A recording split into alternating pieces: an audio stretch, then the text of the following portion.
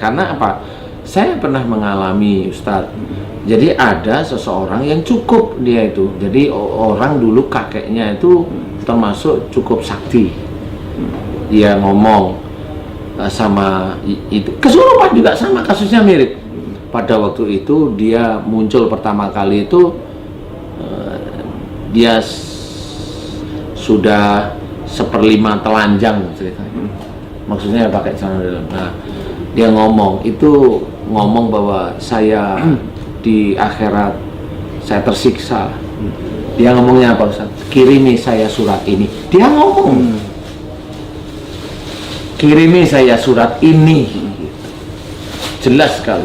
Nah, sama keluarganya akhirnya dibikinlah pengajian untuk ngirim surat itu ke kakeknya ini yang sakti dulu. Padahal udah meninggal. Paham ya? Paham. Yang kedua, dia ngomong kalau aku sudah pakai celana, terima kasih kemarin. Ya memang ngomongnya baik.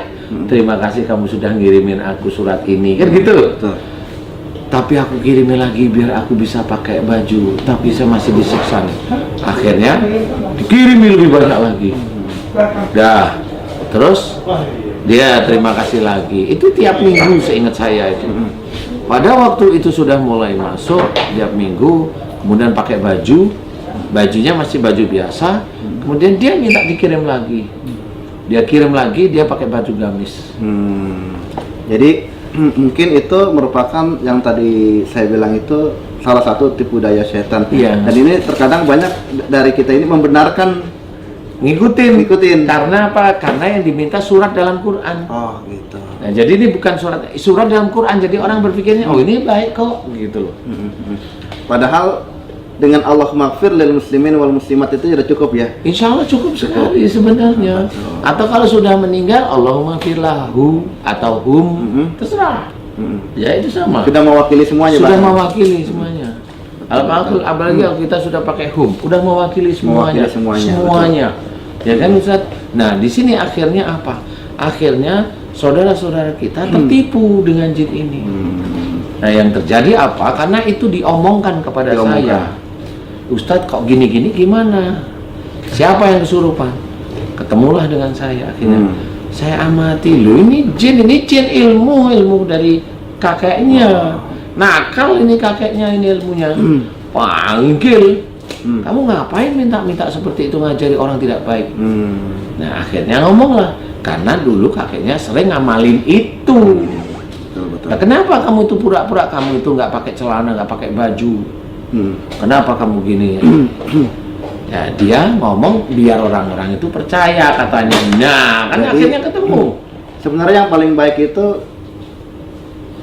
yang untuk menjadi pahala jariah tentunya dengan doa dan sedekah aja gitu, atau gimana Pak Kiai? Sebenarnya banyak ya kalau pahala jariah itu.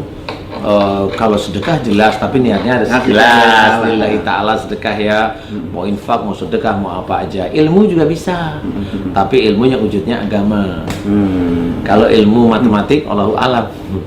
Itu otomatis akan menjadi pahala jariah untuk yang masih hidup dan juga untuk orang yang sudah meninggal dunia atau gimana? Masih. Jadi yang masih meninggal umpamanya Ustadz nih, benar mengajarkan ilmu agama, tapi nggak salah loh. Ini saya bilang ya nggak salah loh ya. Salah, betul. Selama itu nggak salah, ada dalam garis tauhid benar, itu akan menjadi amal jariah. Pasti. Ini nurun ke siapa-siapa, pasti ini amal jariah. Nah, tapi kalau ngajarkan salah, dosa jariah. Dosa jariah. Makanya kita harus benar-benar belajar lurus, belajar aja. Sempurna tidak mungkin, tapi belajar harus paham. Harus paham agar benar-benar ilmu yang kita berikan kepada orang ini benar. Bukan sesuatu yang salah, bukan ikut-ikutan, kan begitu. Seperti dalam Quran, mengikuti kakek-kakek, bapak-bapak dan kakek-kakek kita dulu kan nggak boleh itu juga. Kalau salah maksudnya. Karena banyak perkara jahiliyah. Ya, kan paham ya. Karena ada banyak perkara jahiliyah pada waktu itu, makanya disempurnakan dengan Rasul Muhammad itu seperti itu.